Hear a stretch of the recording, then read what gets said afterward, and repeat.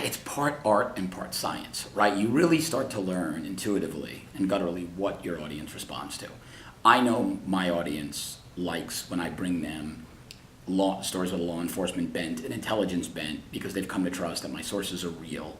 I worked in that world. They know that if I'm bringing them something, if I say I have a source, over the years now, we're talking about 5-6 years, where these sources have now panned out. Plenty of people go on Twitter and say, well, sources have told me, and I find them to be absolute nonsense. So I built a brand where it's built trust. And I think that's what's imperative. You have to be honest. It's better to be right than first.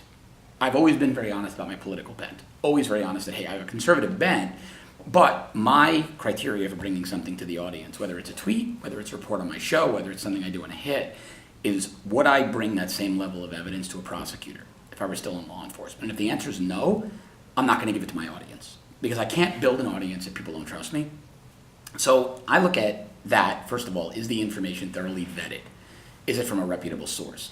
For example, I tweeted out right before the interview the video of the deputy standing outside the building at Parkland with my own, snarky comment where I call him an effing coward, because I feel that he is. You don't stand outside when you're in law enforcement listening to gunshots and kids being killed.